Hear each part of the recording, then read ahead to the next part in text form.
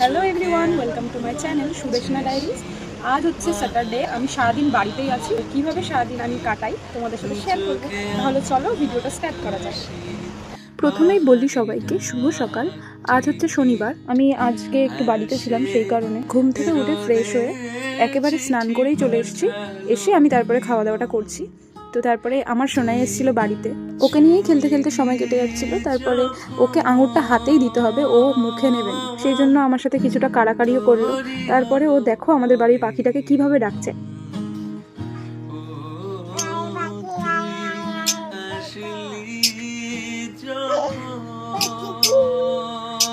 A few moments later. এতক্ষণ সব ঠিকই ছিল, হঠাৎ করে চোখটা ফুলে গেছে। কি বিচ্ছিরি, মনে হচ্ছে কেউ এক ঘুষি মেরেছে। একটা চোখ।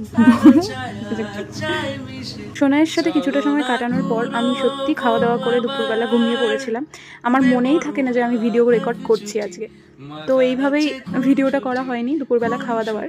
তারপরে একেবারেই সরাসরি বিকেলবেলা আমি ছাদে চলে এসেছিলাম জামা প্যান্ট তুলতে। আর তোমরা কি দেখলে, এই ছোট্ট চড়ুই পাখিটা খাবার খেতে এসে আমাদের ছাদে ক্যামেরাটার মধ্যে বন্দি হয়ে গেছে।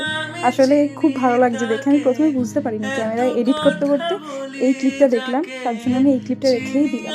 ছাদে এসে দেখি সত্যিই অনেক মেঘ করেছে, মানে এমন মেঘ করেছে মনে হচ্ছে এই ঝমঝমিয়ে বৃষ্টি নামলো। অনেক মেঘ করেছে, যাই বাবা আগে।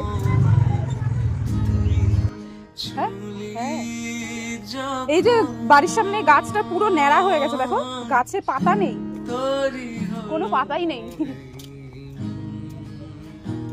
এই দিনটা তো আমার কোনো কাজ ছিল না, তার জন্য টুকিটাকি সবার সাথে গল্প করছিলাম।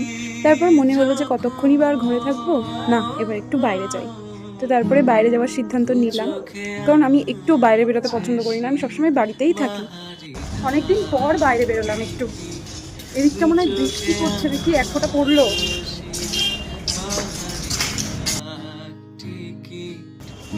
মেঘ করেছে এত, মনে হচ্ছে বৃষ্টি পড়বে, এক ফোঁটা আবার পড়লো হাতে।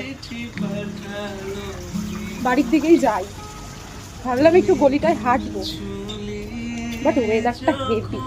দেখতে দেখতে সন্ধেও হয়ে গেল। সন্ধে হওয়ার পর টিফিন করে আমি বসেছিলাম একটু পড়তে।